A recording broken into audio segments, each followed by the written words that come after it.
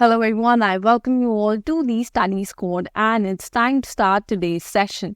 आज के सेशन में हम कवर करेंगे आपकी डेली न्यूज़ एनालिसिस जो होने वाली है फ्रॉम द हिंदू, फिर हम कवर करेंगे आपकी करंट अफेयर्स एंड लास्ट में आपके वोकैब के पार्ट. ओके, ये सब होने वाला है in just 10 minutes. So make sure you subscribe to our channel and do not forget to hit on that tiny bell near it so that every day जब ये सेशन आए तो आपके पास नोटिफिकेशन पहुंच जाए और आप पार्ट बन जाओ इस सेशन के. With that being said, let's get started.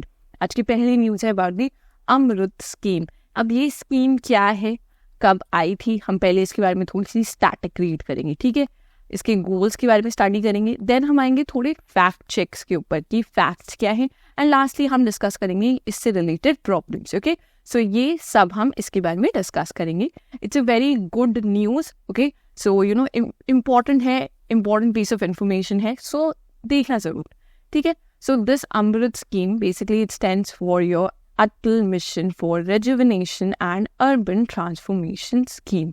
Okay, so this is your AMRUT scheme. Concern ministry है इसकी housing and urban affair. Launch हुई थी आपकी 2015 में लॉन्च हो गई थी. ठीक है, उस टाइम पर इसका विजन था कि ये 500 selected cities and towns across the country में ये लॉन्च होगी. एंड इसके मेन गोल्स आपके देखो तीन मेन गोल्स थे, जिसमें फर्स्ट गोल आपका foremost प्रायोरिटी पे था. सो वो था to ensure that every household has an access to a tap with a short supply of water and sewage connection. So सबसे इम्पोर्टेंट या फर्स्ट प्रायोरिटी थी इसकी कि ये टैप वाटर प्रोवाइड करेगी. ठीक है, हर एक सिटी में और हर एक घर में. ठीक है, और उन्हें एक प्रॉपर सीवेज सिस्टम भी प्रोवाइड करेगी. विद दैट नेक्स्ट प्रायोरिटी थी कि इंक्रीज करेगी immunity value of the cities by developing greenery and well maintained open spaces. तो मतलब ये पार्क्स आपके बनाएगी वहाँ पे, वेल मेंटेन्ड.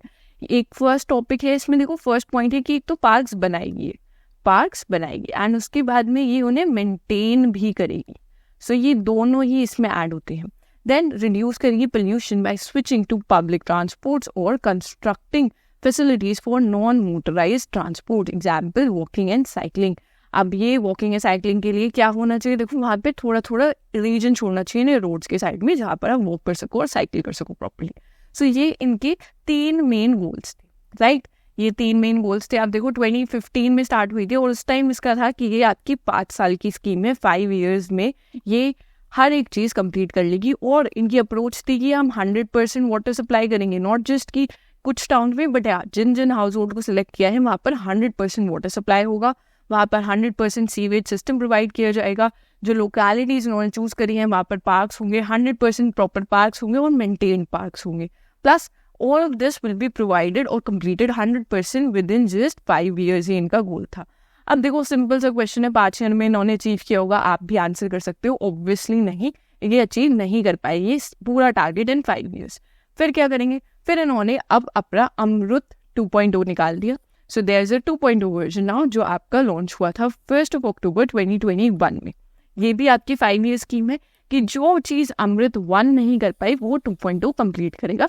ये इनका प्लान था एंड ये रहेगी आपकी टिल 2025-26 तक. तो अगर हम थोड़ी सी मैथ करेंगे तो देखो 2015 में स्टार्ट हुई थी, अगर 1 फर्स्ट वर्जन भी स्टार्ट हुआ तो अब आपका 2024 हो चुका है. सो 9 years तो ऑलमोस्ट कंप्लीट हो चुके हैं स्कीम को. एंड अब पॉइंट आएगा कि जो इनके जो गोल्स थे, जो इन्होंने बिगिनिंग में रखे थे कि हम ये चीज़ें कवर करेंगे, वो इन्होंने कितना कवर किया. We'll check them with the facts. अब हम फैक्ट्स से चेक करेंगे और ये फैक्ट्स आपकी नीति आयोग ने निकाले हैं. So they are not like I am making them up, they are proven facts जो उन्होंने डेटा कलेक्ट करके फाइंड किए हैं. सो हम वो फैक्ट सर्च करेंगे और उन फैक्ट्स को स्टडी करेंगे कि 9 years में इन्होंने कितना किया है. अगर देखो ये 2.0 से भी नहीं कर पाएंगे देन वील सी कि 3.0 आ गई आपकी यही चीज़ कंप्लीट करने के लिए. बट या टाइम तो बहुत ले रहे हैं. अब फैक्ट्स क्या है उन्हें डिस्कस करेंगे. देखो फैक्ट्स है, इंडिया में अगर आप देखो तो around 2 lakh people die every year due to inadequate water, sanitation और हाइजीन की वजह से. सो उन्हें प्रॉपर पानी नहीं मिलता है, प्रॉपर सैनिटेशन नहीं प्रोवाइड की जाती है, हाइजीन नहीं मिलता है, इस वजह से 2 lakh people every year die. So जो इनका गोल था of providing 100% tap water and 100% sewage, वो तो ये कंप्लीट नहीं कर पाए हैं यहाँ से.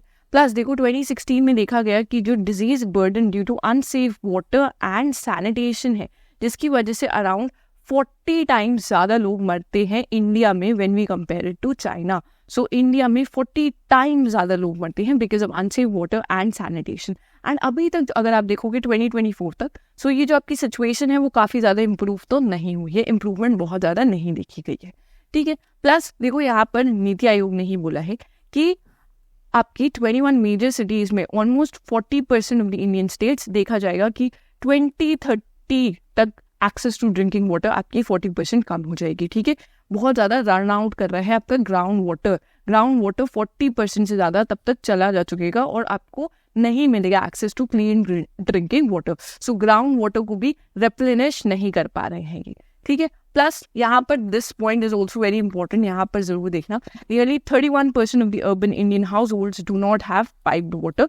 31 के पास पाइप वाटर है ही नहीं, and 67.3% are not connected to a pipe sewage discharge system. So जो 100% गोल था वो यहाँ पर तो नहीं अचीव कर पाए हैं, 100% के उसके पास में भी नहीं अचीव कर पाए हैं। The average water supply per person in urban India is 69.25 liters per day, whereas the required is 135 liters. Requirement 135 की है और आप उसमें half provide कर रहे हो, so you're not doing a very good job here. So इससे अगर हम एक if we come to a conclusion here, that is Amrut scheme जिस बेसिस पे या जिस एम को लेकर चल रही थी वो तो वो कंप्लीट नहीं कर पाई है और बहुत ज़्यादा सक्सेसफुल भी नहीं रही है। इनफैक्ट अगर वो 50% भी अपना काम कर लेते तो आज काफ़ी ज़्यादा चेंजेस आपको देखने को मिलते। अगर हम पार्क्स की बात करें या फिर इन्होंने जो क्लीन एयर की बात की थी वो तो आप सबको पता ही होगा। अगर जो लोग NCR के पास रह रहे हैं, उस रीजन के पास रह रहे हैं, the pollution level is so very high कि वहाँ पर आधे से ज़्यादा लोगों को तो लंग डिजीज है ही है। सो वो भी ये लोग अचीव नहीं कर पाए कि क्लीन एयर हम बनाएंगे with parks and all, so that also they are not able to achieve. So ये तो आपकी देखो फैक्ट्स हमने चेक करी है। अब देखो प्रॉब्लम्स क्या क्या है इस स्कीम से रिलेटेड, जो आपकी प्रॉब्लम्स हैं अब हम उन्हें स्टडी करेंगे, problems related to it.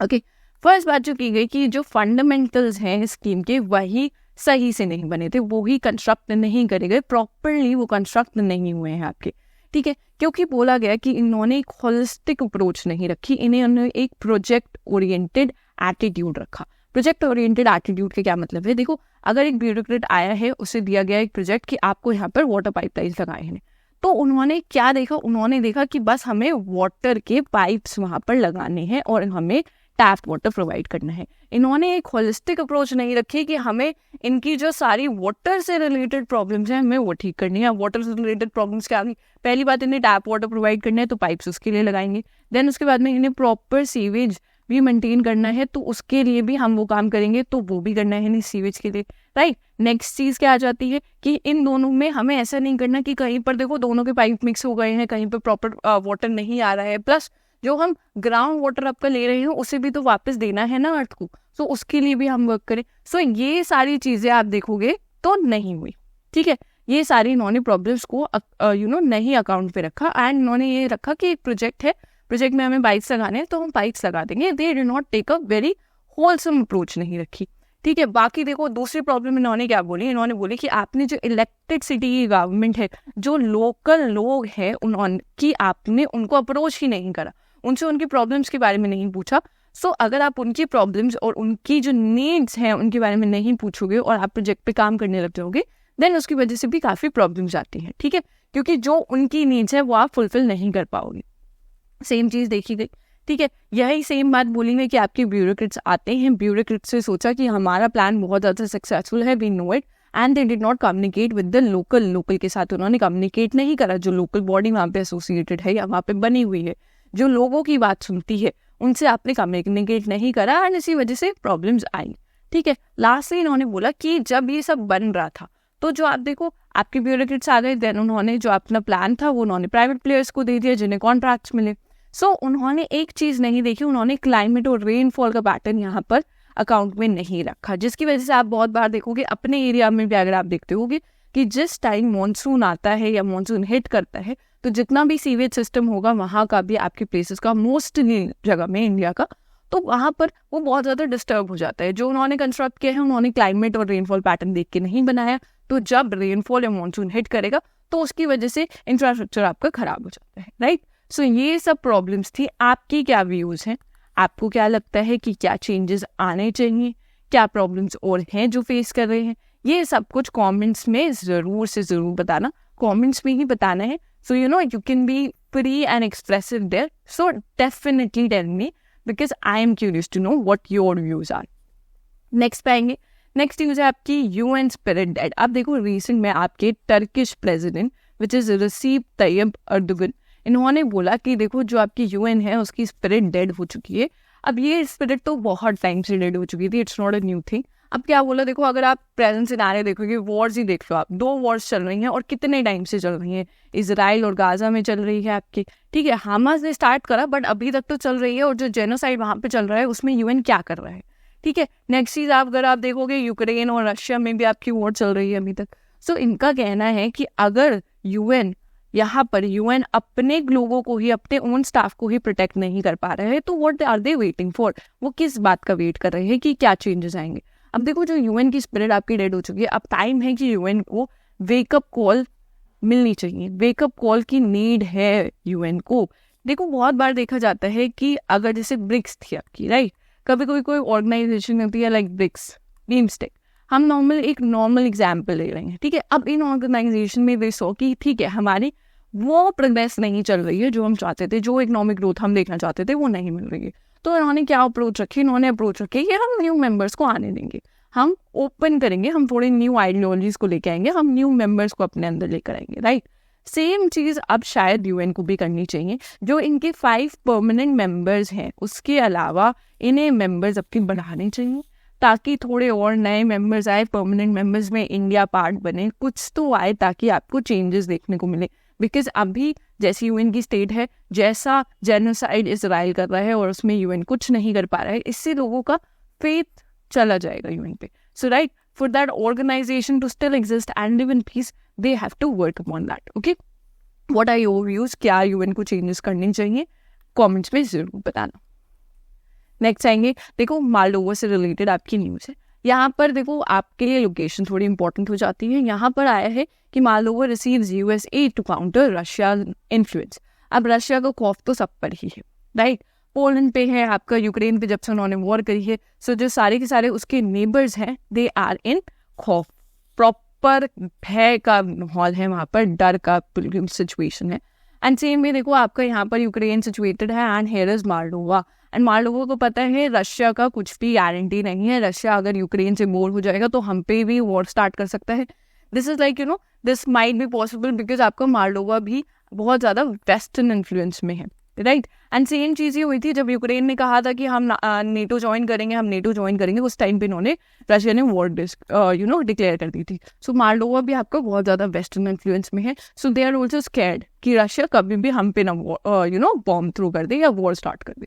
So because of that आप यहाँ पर मालडोवा की सिचुएशन देख सकते हो. इसकी लोकेशन देखो, यहाँ पर आपका यूक्रेन है, ऊपर की साइड इसका पोलैंड भी है आपका, इस साइड है आपका रोमानिया. यहाँ पर देख सकते हो दिस इज ब्लैक सी. इसकी कैपिटल भी एक बार जरूर देख लेना. Next we'll come to the CA portion. Okay, so first news is about a missile that India has successfully conducted flight test, marking a significant milestone in the indigenous development. Indigenously develop हुई है इसलिए important है. And the name of missile is Rudram 2 आपकी recently इसके flight test conduct हुए थे, ठीक है. It is fired from your Su-30 MKI. अभी बताना Su-30 कौन सी ओरिजिनली किस कंट्री से हमने इंपोर्ट किया था, ये जरूर बताना कमेंट्स में, ठीक है. आई होप सबको पता ही होगा. और ये आपका उड़ीसा के कोस्ट पे हुआ था. एंड देखो इसमें बताया गया है this will be serving as a force multiplier in the suppression of enemy air defences SEAD missions में ये आपकी यूजफुल रहेगी. काफ़ी ज़्यादा फ्लेक्सिबल है, प्रिसीजन है इसमें, capable of neutralising various enemy acids. Okay, next में आप यहाँ पर रुद्रम 2 को देख सकते हो. Here are some of the images. Next आएंगे हम, रिसेंट में 2 ऑर्गेनाइजेशन हैं आपकी that have partnered for demonstration trials of hydrogen fuel cell bus technology, ठीक है. हाइड्रोजन फ्यूल आपका न्यू फ्यूचर का फ्यूल होने वाला है और उसी साइड वर्क भी कर रहे हैं. और यहाँ पर आपकी Indian army and the Indian oil corporation limited ने साथ में पार्टनर किया है. ओके, सो थोड़ा सा इंपॉर्टेंट हो जाता है आपके लिए. नेक्स्ट आएंगे इंडियन माउंटेनियर से रिलेटेड आपकी एक न्यूज आई है. This is the first person to scale Mount Everest and Mount Lhotse twice in a single season 2 बड़ी पीक्स इन्होंने कॉन्कर की हैं and name is Satyadeep Gupta. Okay, this is Satyadeep Gupta. यहाँ पर इनकी इमेज आप देख सकते हो एंड ये फर्स्ट इंडियन बनते हैं to transfers the 2 peaks in an astonishing 11 hours and 15 minutes में इन्होंने कवर की है. उसके अलावा एक और इम्पॉर्टेंट चीज देखो, 29 मई को हम ऑब्जर्व करते हैं द इंटरनेशनल एवरेस्ट डे, क्योंकि इस दिन 1953 वाले दिन, ठीक है, ईयर में Nepalese, Norway and New Zealand Edmund Hillary ने आपकी फर्स्ट टाइम कॉन्कर की थी माउंट एवरेस्ट को. नेक्स्ट आएंगे कोलंबो प्रोसेस से रिलेटेड. देखो रिसेंटली किसने इसकी चेयर को अज्यूम किया है, किस कंट्री ने चेयर अज्यूम की है of the Colombo process for 2024 to 2026. Okay, so that is India. So इस बार इंडिया चेयर कर रहे हैं. क्या है ये कोलंबो प्रोसेस, उसे भी एक बार देख लेंगे. देखो, कोलंबो प्रोसेस आपका एक रीजनल कंसल्टेटिव प्रोसेस है on the management of overseas employees and contractual labour for countries of origin in Asia and establish हुई थी आपकी 2003 में. तो जो एशिया के जो लोग बाहर जाके काम करते हैं एज कॉन्ट्रैक्ट बेस्ड लेबर्स या मैनेजमेंट, उनकी मैनेजमेंट करने के लिए आपकी ये बनी थी. ठीक है, जो भी लोग जा रहे हैं एशिया के ओरिजिन वाले. ठीक है, अब फर्स्ट टाइम हुआ है कि इंडिया ने इसकी चेयर अज्यूम की है आपकी. ठीक है, so therefore it is important. Next चीज देखो, it was launch during a ministerial consultation held in Colombo, Sri Lanka, hence इसका नेम वहां से आया है आपका. प्लस इसमें 12 मेंबर्स हैं आपके. ठीक है, कौन से 12 मेंबर्स हैं? Afghanistan, Bangladesh, China, India, Indonesia, Nepal, Pakistan, Philippines, Sri Lanka, Thailand and Vietnam. So these are the 12 members. ये भी आपको याद रखना चाहिए. ठीक है, बाकी आप ये सब कुछ PDF मिल जाएगी आपको टेलीग्राम चैनल पे, वहां पर आप आराम से रीड कर लेना. नेक्स्ट आएंगे हम रिसेंट में आपका first ever outlook planet sustainability summit and award 2024 का हुआ था for central public sector in enterprises, that is your PSUs के लिए. ठीक है, सो देखो ये कहाँ पर हुआ था? गोवा में हुआ था आपका. आपके लिए सिर्फ लोकेशन इंपॉर्टेंट है यहाँ पर, बाकी अगर आपको रीड करना है सिर्फ मेंशन, वो आप PDF में रीड कर लेना. ओके, नेक्स्ट आएंगे प्रगति 2024 से रिलेटेड. आप देखो रिसेंटली एक ऑर्गेनाइजेशन है that is launch this pharma research in Ayurgyan and techno innovation. This is the full form of Pragati, initiative to promote research and innovation in Ayurveda के सेक्टर में आपकी इनोवेशन इंक्रीज हो. सो ऑर्गेनाइजेशन है आपकी ये central council for research in Ayurvedic sciences. So इन्होंने करा है बेसिकली ये लॉन्च. ठीक है, मेन पर्पस है कि जो आप आयुर्वेदा सेक्टर है वहाँ पर और ज़्यादा कोलैबोरेशन हो, रिसर्च हो और उससे आपके इंडस्ट्री और ज़्यादा ग्रो करे. नेक्स्ट आएंगे टॉप 4 वर्ड्स फॉर टुडे पे. फर्स्ट वर्ड है आपका rhetoric, which means a way of speaking और writing that is intended to impress or influence some people but is not always sincere. हर बार सच नहीं हो सकती है. Then we have acrimonious, which means angry and bitter. Then we have trenchant, which means very strong, clear and effective. And lastly we have egalitarian, which is following the principle that everyone should have equal rights. Lastly हम आ जाएंगे आज के question for the day पे. I hope आप सब इसका answer करें in the comment section. And अगर आपने यहाँ तक वीडियो देखी है, then make sure you like this session, you share this session with all your friends, and do not forget to subscribe to our channel. With that, we'll end this session here. Thank you for watching.